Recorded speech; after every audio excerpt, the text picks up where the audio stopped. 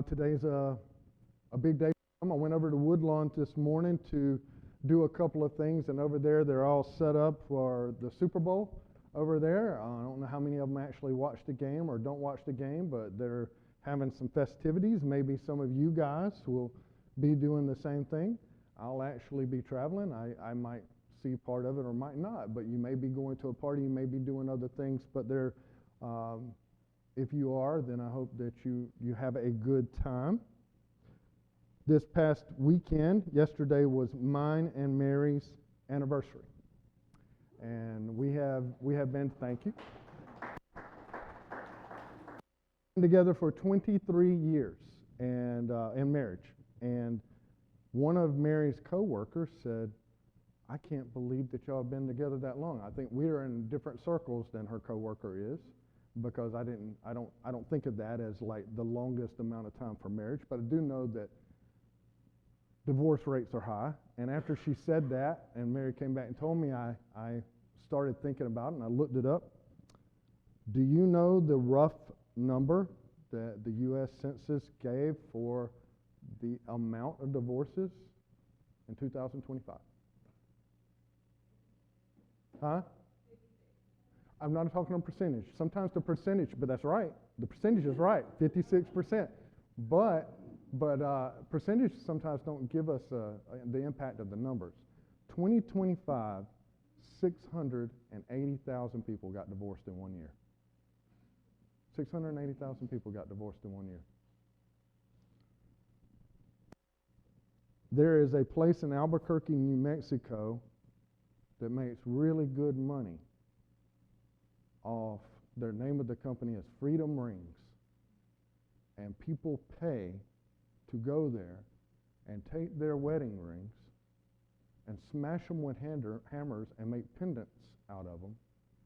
And the whole pitch is that when that hammer strikes that ring, your freedom will ring, because you'll be free of your marriage. It's the world we live in. Now, I'm talking about marriage because it really is applicable to our message today. Marriage sometimes can be communicated as if it's easy. And marriage is not always easy, because you have two individuals. And when I got married, I thought there would be a lot of things that would be hard. But I was trying to understand, like you're going to get into a marriage and she's going to want one thing and you're going to want another, and then, but I'm like, oh, these feelings that I have inside, these butterflies, these great, this buzz that I have, that's going to be more than enough to get through anything that's rough. What really threw me for a loop, though, in marriage when I got married, not necessarily you, but what threw me for a loop was this idea that everything I had was hers and everything she has is mine. That threw me. It was very hard for me to get used to that. That meant that, like, all my possessions, my car, my everything, this is now hers. All my bank account, everything that I have is now hers. But it goes further. It goes further, if you will, on the screen here, in Matthew 19:4-6. This is what Jesus said that marriage is. He said, he answered, have you not read that he who created them from the beginning made them male and female? And said, therefore a man shall leave his father and his mother and hold fast to his wife, and the two shall become one flesh. So they are no longer two, but one flesh. What therefore God has joined together, let no man separate. The idea that the two will become one. They will become one flesh. What's mine is hers. Doesn't just mean that my bank account is Mary's. It doesn't just mean that my phone and my computer and anything that is mine is hers. It means that my hands are hers. It means my feet are hers. My heart is hers. My eyes are hers. Everything that I have is hers, and it goes vice versa. It's going to lead us to the question today, when we look at marriage, and that's how God intended it to be, for us to be one, then what dare we say is God's? It might be even more profound, had it not. What does God want? As we continue going through Mark 12, what does God want? Today, we get into the section of where we're going to see Jesus is confronted with 4 separate controversies. We're only going to have time to deal with 2 of those today. So let's jump into it. What does God want? The first controversy. In Mark 12, 13 through 19, it says, "And they sent to him some of the Pharisees and some of the Herodians to trap him in his talk. And they came and they said to him, 'Teacher, we know that you are true and do not care about anyone's opinion, for you are not swayed by appearances, but truly teach the way of God. Is it lawful to pay taxes to Caesar or not? Should we pay them or should we not?' But knowing their hypocrisy, he said to them, 'Why put me to the test? Bring me a denarius and let me look at it.' And they brought one. And he said to them, 'Whose likeness and inscription is this?' And they said to him, 'Caesar's.' Jesus said to them, 'Render to Caesar's what is Caesar's, and to God the things that are God's.' And they marveled at him." The Herodians and the Pharisees come at him together. Those are separate groups. We're going to talk a little bit more about the groups in a minute. But they come up to him and they want to trick him. And that's what these controversies are going to be. They're going to be their attempts to put him in a trick question. I wish I had looked up a better one than what I have in my mind. But it would be like me asking you, have you robbed a bank again? Well, I hope you don't say yes. But if you say no, it suggests that you've already robbed one, right? Like, it's not a simple yes or no question. You have to have more room to deny it. What they want to do is they want to put Jesus into an inescapable question, one where he answers it and it makes him look foolish. And instead of lifting him up in the eyes of those that are surrounding it, puts him down and lifts them up. So they've come up and they've crafted these questions for him. And they come up to him and they say, should we tithe to Caesar? Should not tithe, but should we give taxes to Caesar? And this is a trick question, because if he says yes,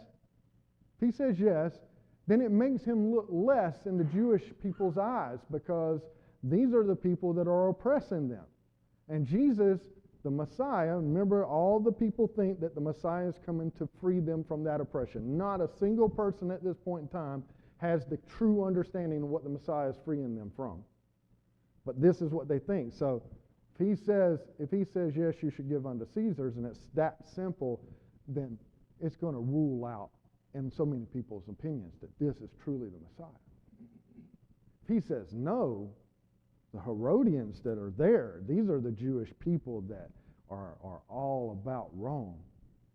They're going to go back and they're going to report that he's a revolutionary and that he's inciting against Rome, and then he'll be penalized by the law. Ooh, big trick question. But Jesus doesn't stumble with the question. He never would, and doesn't in any of these controversies. He doesn't stumble with the question, and he does something that really neither side would expect, because he answers in such a way that he honors everyone involved. That's a huge deal. You know where they're at? They're at the temple. Do you know what they bring before Jesus? He says, does anyone have a denarius on them? What's the image on that denarius? It's Caesar. 44 years before Jesus was born was when Julius Caesar was assassinated. And that same year, the Senate agreed, because Julius Caesar, during his rule, decided that he decreed himself that he was a god. He was a god, and that he should be worshipped as another god in Rome. When Julius Caesar was killed in 44 BC, The Senate then ruled that every Caesar following Julius Caesar is a deity. They are gods. As a matter of fact, it was a big deal because just before Jesus goes into ministry, there's a big to-do in Jerusalem about Herod finishing up the temple and deciding that he wants to put a symbol of the Caesar at the time, Tiberius, that they wanted to put a symbol up there that showed his deity inside the temple. And it's the only time since Rome had oppressed Jerusalem that the people got up and were like, we are going to riot. We're going to riot if you do that. It's a big deal to put that image, that idol in here. When Jesus asked for that denarius, not only is it coin with somebody's image on it, it's an image of someone that decrees that they are a god. Inside the temple. You ever opened up the Old Testament? God don't like idolatry.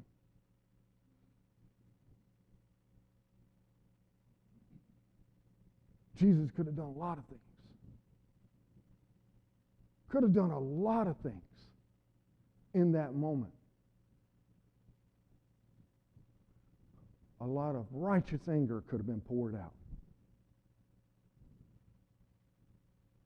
But instead, Jesus said, give unto Julius Caesar, give unto Caesar. I keep saying Julius, I apologize. Caesar at this point in time is just a title. Give unto Caesar what is Caesar's. Obey the government. Obey the government. We're going to see that over and over. I'm just going to give two more examples in the New Testament, but we're going to see that over and over. Obey them. You're not going to find a period in time, and I get it, that there. I have friends that are like, I have friends that say, man, the most peaceful thing you can do in life is to stay off social media. They're not wrong. Okay. They're not wrong. But you can go on social media and you can see people are so divided in our country now. But if you think our country's a mess, then you have no possible way of comprehending what it was like in Jesus' day. And he's telling them, give unto Caesar what is Caesar. Do what is lawful in the land. We see Paul later on saying in Romans 13:6, for because of this you also pay taxes, for the authorities are ministers of God attending to this very thing. He expounds upon this. In 13:1-2, he says, let every person be subject to the governing authorities, for there is no authority except from God, and those that exist have been instituted by God. Therefore, whoever resists the authorities resists what God has appointed, and those who resist will incur judgment. Jesus looks at this coin and he answers in a way that unifies. He says, give unto Caesar what is Caesar. Even though this coin was made in the image of Caesar, then give it to Caesar. But more powerful statement than that is to give to God what is God's. So what is God's? If this coin represents the image of Caesar and you're to give it to him, is there anything that represents the image of God? In Genesis 1:27 said God created man in his own image. In the image of God, he created him. Male and female, he created them.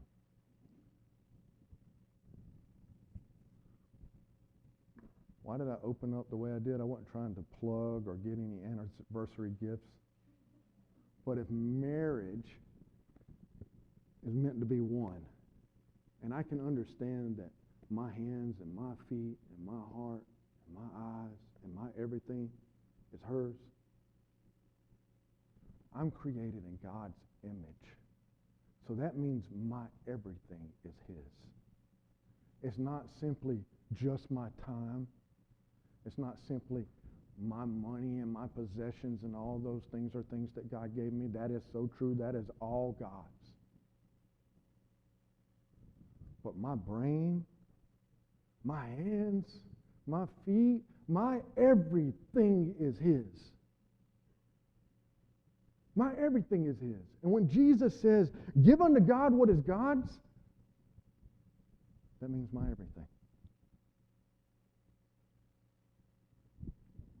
The psalmist wrote in 24:1, Psalm 24:1, the earth is the Lord's and the fullness thereof, the world and those who dwell therein. So in this first controversy, we see that they come up to him, they want to trick him, they ask him a question they think is going to trick him, but he's not divided on this.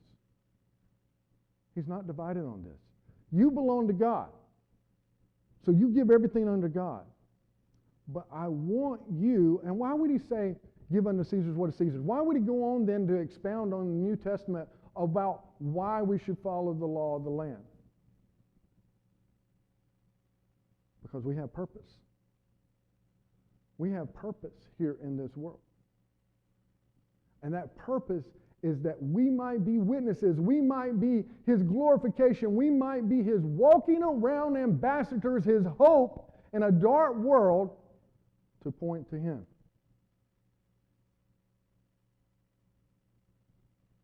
So as we're walking around in this dark world, as long as it doesn't directly oppose God, we follow their laws. And we continue pointing others to him.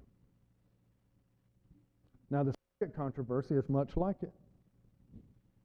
In Mark 12:18-27 it says, and the Sadducees, another group, came to him, who say that there is no resurrection? And they asked him a question, saying, Teacher, Moses wrote for us that if a man's brother dies and leaves a wife, but leaves no child, the man must take the widow and raise up offspring for his brother.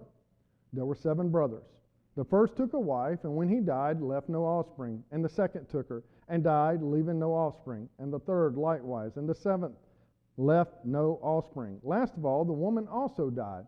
In the resurrection, when they rise again, whose wife will she be?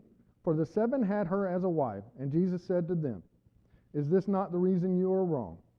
Because you know neither the Scriptures nor the power of God. For when they rise from the dead, they neither marry nor are given in marriage, but are like angels in heaven. And as far as the dead, being raised, have you not read in the book of Moses, in the passage about the bush, how God spoke to him, saying, I am the God of Abraham, and the God of Isaac, and the God of Jacob. He is not the God of the dead, but of the living. You are quite wrong. As we go through this passage the next week, we're going to go through the other 2 controversies, so I want to go ahead and talk about this right here. A lot of times in the New Testament, maybe our eyes glide over it, we don't think about it. There's a little bit of importance to knowing this, that when Jesus is confronted, sometimes we just see the big word Jews. The Jews confronted him. Normally that means that the spiritual leaders of the Jewish community confront him. Sometimes it'll say the council, sometimes it'll say the elders. The elders. A lot of times when it says the elders or the council, they're talking about the Sanhedrin. The Sanhedrin are the spiritual leaders of Israel. They were set up in Moses' day. You might, if you remember reading in Exodus, Moses got to the point where he was like, the leadership is too much for me, so God told him to elect 70 men to assist him in leadership. And from that time was this precedent set that there would be 70 individual spiritual leaders set aside to help lead the children of Israel. And so all the way up to the time of Jesus, they tried to have these 70 people, but there was different groups inside of this people. Can you imagine that? How crazy that must sound if you have some people that have this common thing in store that they believe in God, but they're different in their beliefs. Isn't that ridiculous? Oh, wait a minute. We got 1 billion denominations now, don't we? But like, it's ridiculous that they believed in the same thing, but they were different groups. And so we have these different groups that were part of this Sanhedrin. One of those groups is the Zealots. And they're not going to appear right here, but they do appear in Acts, and they talk about them. The Zealots are the people that believe that God gave them the law, and that the only way that they can honor God is by continually rebelling against anybody that's trying to oppress them. And so they are the anarchists against the Roman Empire, right? And there's not many of them at this time, but they appear, and in Acts it comes up and time again. They'll be like, and Simon led this group or whatever, and they get quashed a lot. But there are Zealots. The opposite of the Zealots are the Herodians. The Herodians that this time named themselves after Herod and everything, but they believe that the way that they honor God is by going with the flow. So they're all about Rome. God set Rome. God allowed Rome to come into power, so we're going to do everything that Rome wants us to do. We are all on board with everything that is Rome. So the Herodians are all about that, and this is how they honor God. The Sadducees, no, let's deal with the Sadducees last. The Pharisees believe in the law. They believe in all the Old Testament. They believe that the Old Testament, the prophets and everything, are only to expand their knowledge on the law. And they love the law so much that they feel like if they can follow the law to the letter, that's how they honor God. The Essenes, sometimes called the scribes, are another group. And they're very much like the Pharisees, except the Pharisees marry and are a part of the common people. The Essenes think that they have to follow the law and follow it so well, and they have to be removed from all people all the time.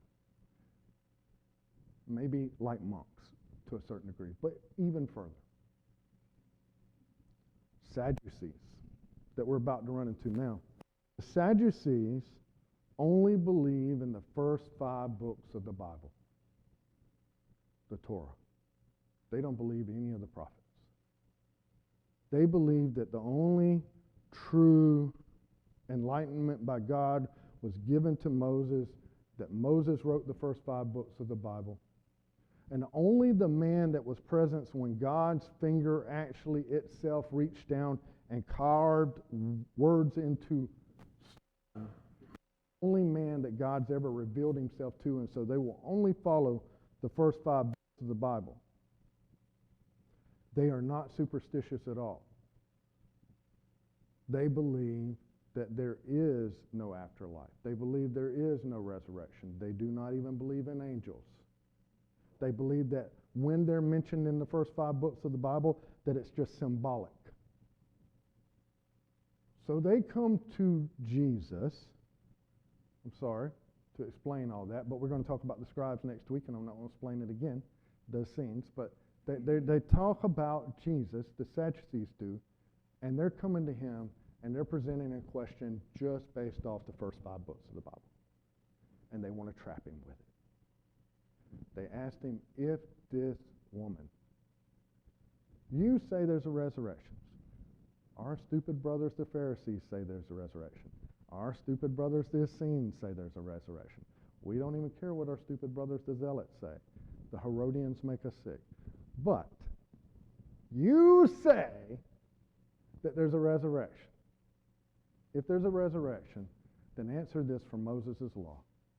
What if a woman was to remarry, as Moses' law says she's supposed to do, to his brother? And they don't have any offspring, because if they have offspring, then this is truly her husband in the eyes of the Lord, according to Mosaic law. They don't have any offspring, so he dies, she goes to the 3rd husband. They don't have any offspring, he dies, she goes to the 4th husband, he dies. When you say this resurrection happens, then who is she going to be with? Ha ha, we got you. No matter how you answer this, you're going to look stupid. And they're basing this off the law, because Jesus himself said, yes, this is a law from Moses' books.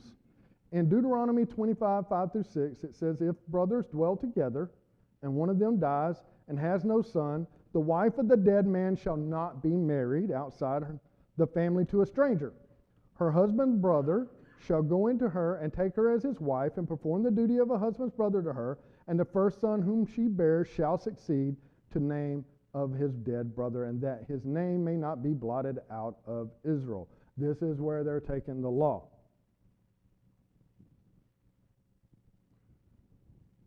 How could Jesus answer this? In any number of ways. How do we answer stuff that people throw at us? When people take stuff out of context of the Bible, but they want to ask us a Christian question, right? They asked us something and we're like, oh, well, let me turn to that. Jesus could have done that. They knew the Scripture. Do not get this wrong. They knew the other Scripture. They just didn't abide by it, did not think it was truly Scripture. Now, sometimes what we do is like when somebody says, well, is this truly a sin? Well, let me open it up and turn to this. And Jesus could have done the same thing. Jesus could have easily went to Daniel in Daniel 12:2 and said, Daniel prophesied, and many of those who sleep in the dust of the earth shall awake, some to everlasting life and some to shame and everlasting contempt. He could have. But they didn't believe in Daniel. He didn't use any of the Old Testament in that way to answer their question. It's actually amazing, as it should be. It shouldn't be no surprise to how amazing it is, how Jesus answered them. He teaches us a lot in his answer. He teaches us what it looks like to be a loving, unifying force rather than one that just tears people apart. And it's important because he's got a lot that can be said against Pharisees, Sadducees, Essenes, the Zealots, the Herodians. He can take issue with them on anything. But instead he answers them in a very, very respectful way. And you can see even in Scripture how it has an impact, because even those groups of people, we have examples of where Nicodemus, who's a Pharisee, later comes to know Christ. Later comes to argue on Christ's behalf before the Sanhedrin. We even have an example where Gamaliel, which is a Sadducee, argues later on in the case of Peter and John, whoa, what if what they're saying is true? There's an impact in the way that Jesus is handling things, even on these people that are so far bent. And this is one of those impacts, because the way Jesus answers them is not because I say so and everybody knows that I'm speaking on God. He didn't just go back to other Scripture which would have set them on fire. Instead, he uses what they understand to answer their question. He meets them where they're at. He said, I'll tell you what, I'll answer you from the 5 books that you only want to know about. In Exodus 3:6, he said, and he said to him, I am the God of your father, the God of Abraham, the God of Isaac, and the God of Jacob. And Moses hid his face, for he was afraid to look at God. What is he saying right there? This is Moses' time. So do you know who's already passed by the time of Moses? Abraham, Isaac, and Jacob. When God's speaking directly to Moses, and it's recorded in the books that they hold most dear, he doesn't say, I was the God of Abraham. I was the God of Isaac. I was the God of Jacob. They have passed, and so you too shall honor me. He says, I am the God. And so Jesus tells them, God is not the God of the dead. He is the God of the living. They continue to live because of God. You say you don't believe in resurrection, you don't believe that there's life after death, then how would God make this kind of mistake? And they could not answer that.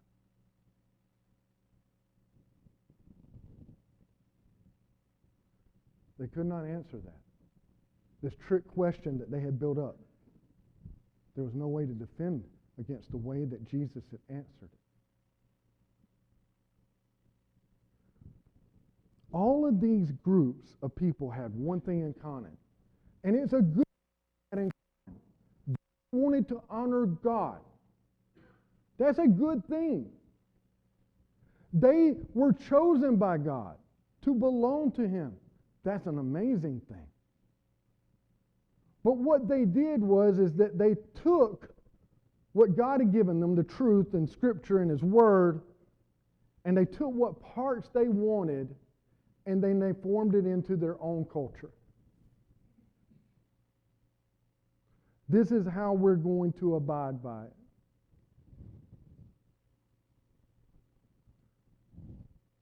They set their parts on the mind of God that they wanted. And then as years gone by, they built their own cultures up. The Pharisees defined their own laws, wrote over 660 laws themselves so that they might be more attached to the law, better able to carry that out. The Sadducees set themselves apart so that they could base just their lives off the Torah. They defined their own culture, and then they turned to themselves to continue to define that. And what they were doing is they were bypassing one thing. They were following the law as they best understood it, but they were bypassing the relationship with God. And we can be so in danger of doing the exact same thing in our churches, in our lives today, is bypassing this relationship with God.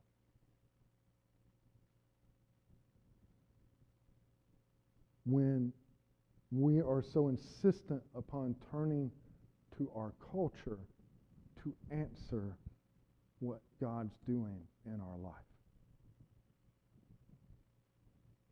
When instead of going to God ourselves and going through the journey, we look to other people, a speaker, a writer, a teacher, a preacher, to tell us what that means. Instead of going through that journey ourselves, what we're trying to do is shortcut something.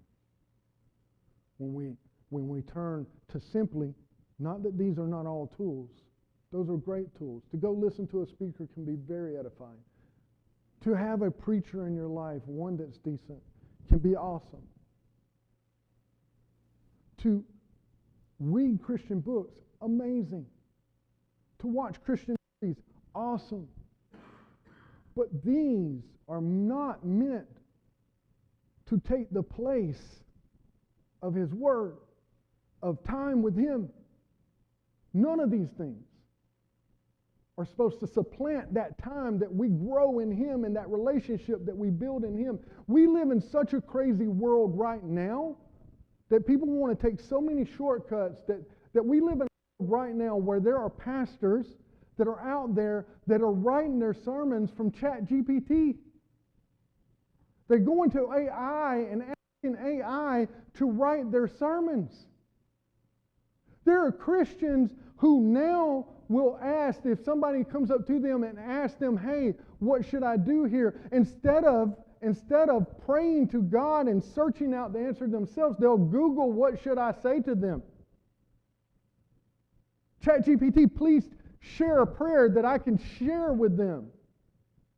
And you know what's wrong with that? Is that you get a shortcut to an answer, but you're bypassing the relationship. I can't and will never even dare to answer whether or not I will be remembered as a good pastor. Not even my concern. I just want to be a good servant for God, if you really want to know my concern. But it's not my call. That's your call. But I can tell you what doesn't make me a good pastor are my sermons, my speaking. Any leadership, if I am even decent at being a pastor or being a Christian, forget pastor. If I'm even decent at being a Christian, it's not the eloquent prayers that I pray. It's not the knowledge that I have in my head. It's not my ability to write or not be able to write a message. What makes me a good Christian is my proximity to Christ. I can only lead through my walk with Him. And if I bypass the relationship, then I put myself in the same position as the Sadducees and the Pharisees and the Essenes and the Herodians and the zealots of Jesus' day.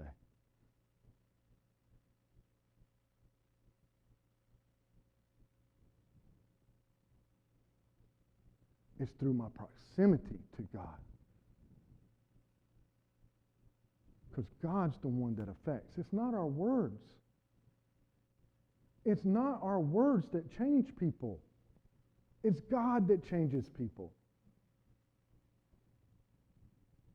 If I'm able to pray a beautiful prayer and just break you down into tears right now, and it's only words, well, man, that's not going to change you at all.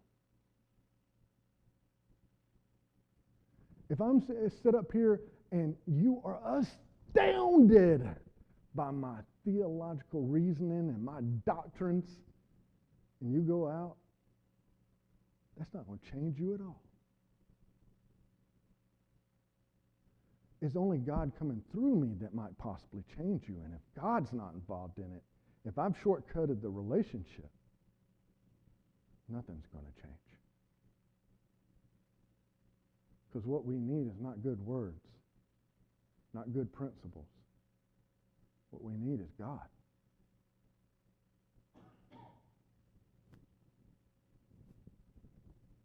We need more of it in our life.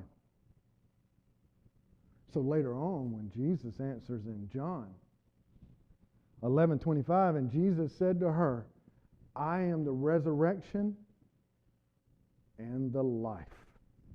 Whoever believes in me, though he die, yet he shall live, is a direct answer to this quandary right here by the Sadducees. Why is it important? Because he is the life. And through him it flows. And so today we walk through these two controversies. Let me sum it up with this. What does God want? What does God want? What does he want from me? What does he want from you, Reliance? Well, in these two, we see a couple of things. He wants you to give unto God what is God's. And that's everything. That's you, man. He wants you. And then we have this beautiful example of even when we're surrounded by people that can be the exact opposite of us. Jesus could have handled this in so many different ways, but he decided that he was going to find a way to be a unifier. To tell them an answer that they would understand.